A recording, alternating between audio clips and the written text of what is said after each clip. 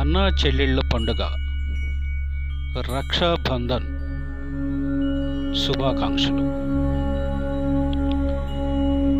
రక్షాబంధన్ పండుగను శ్రావణ మాసములోని శుక్లపక్ష పౌర్ణమి రోజున జరుపుకుంటారు. ఈ రోజున సోదరీమణులు తమ సోదరుడి మణికట్టుపై ప్రేమ, ఆప్యాయత, రక్షిత దారాన్ని కట్టారు. సోదరీమణులు కూడా తమ సోదరుల దీర్ఘాయువు కోసం ప్రార్థిస్తారు. దీనికి బదులుగా సోదరులు తమ ప్రియమైన సోదరీమణులను కాపాడతామని వాగ్దానం చేస్తారు. ఈసారి రక్షాబంధన్ పండుగను 19 ఆగస్టు 2024 సోమవారం జరుపుకుంటున్నారు. నిపుణులు విశ్వసిస్తే రక్షాబంధన్ భద్ర ప్రభావంలో ఉంటుంది. భద్ర వంటి అశుభ సమయాల్లో రాఖీ కట్టకూడదని నమ్మకం.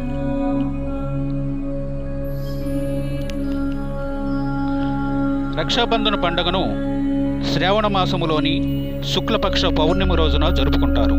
ఈసారి పూర్ణిమ తిథి ఆగస్టు 19వ తేదీ తెల్లవారుజామున 3:04 ప్రారంభమై ఆగస్టు 19వ తేదీ రాత్రి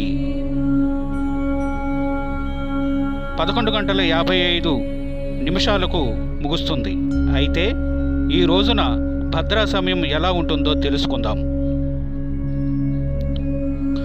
జ్యోతిష్యుల ప్రకారం ఆగస్టు 19వ తేదీ మధ్యాహ్నం 2:21 భద్రా దర్శనం అవుతుంది.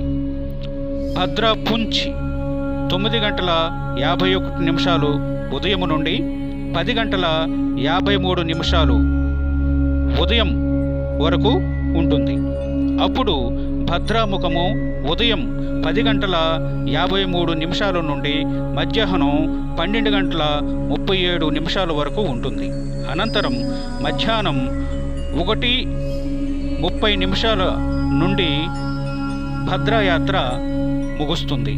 జ్యోతిష్య శాస్త్రం ప్రకారం భద్ర చాలా అశుభకరమైన సమయంగా పరిగణింపబడుతుంది. అంతేకాదు, ఈ కాలములో ఎటువంటి శుభకార్యాలు చేయకూడదు. ఆగస్టు 19 మధ్యాహ్నం 1:30 తర్వాత మాత్రమే రాఖీ కట్టవచ్చు. ఆగస్టు 19న రాఖీ కట్టడానికి అత్యంత ప్రత్యేకమైన సమయం మధ్యాహ్నం 1:43 నుండి 4:20 వరకు ఉంటుంది. ఆ సమయంలో మీరు రాఖీ కట్టవచ్చు. మీకు రాఖీ కట్టడానికి మొత్తం 2:37 సమయం లభిస్తుంది. ఇది అత్యంత పవిత్రమైన సమయంగా పరిగణింపబడుతుంది. అంతేకాకుండా ప్రదోష కాలములో సాయంత్రం పూట మీ సోదరుని మణికట్టుకు రాఖీ కట్టవచ్చు.